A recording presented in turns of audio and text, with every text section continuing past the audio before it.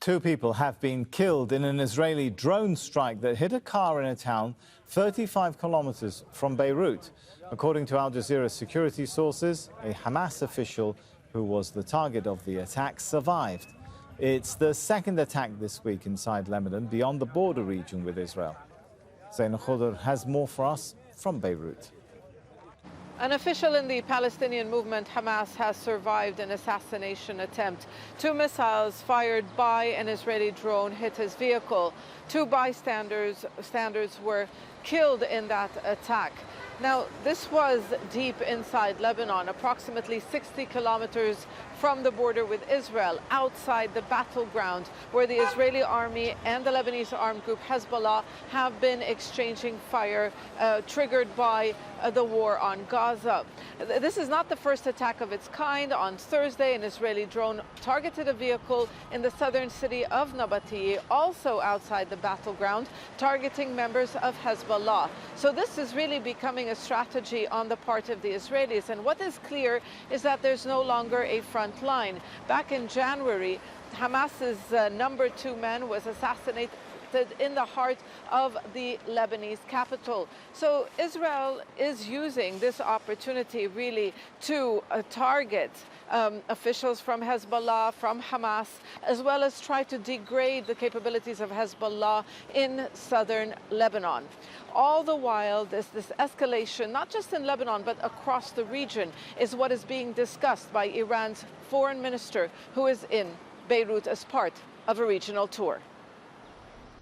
The messaging began upon arrival. Iran's foreign minister Hossein Amir Abdullahian was received at Beirut airport by representatives of Hezbollah in Lebanon and Palestinian groups Hamas and Islamic Jihad, before he met the leader of Hezbollah, Hassan Nasrallah, for talks on political and security challenges triggered by the Gaza war. After months of aggression and genocide by the Zionist regime against Gaza and the West Bank, Tel Aviv has not achieved any of its stated goals. The continuation of America's support for the Zionist regime and for Netanyahu will have no results but a final defeat.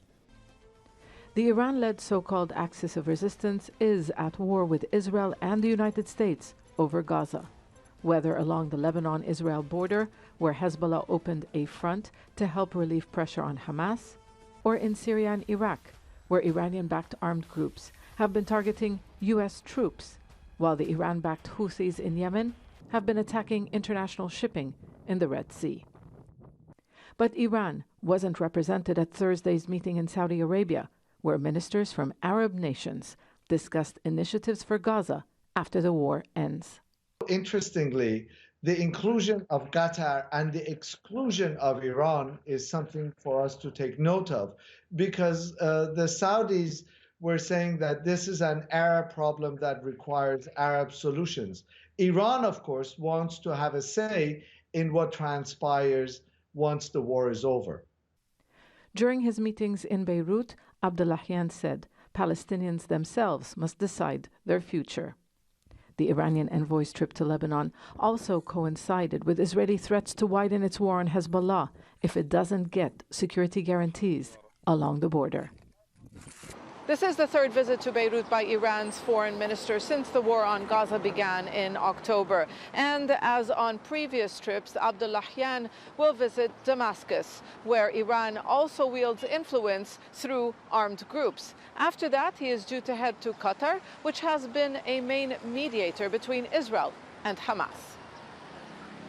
Iran has denied orchestrating the regional fronts that have opened against Israel. But the current policy of attrition by allies of Iran has increased Tehran's influence in the region, and many interpret the Iranian foreign minister's latest tour as a message that it too has a role in shaping the outcome of negotiations on Gaza. Zeina Khodr, Al Jazeera, Beirut.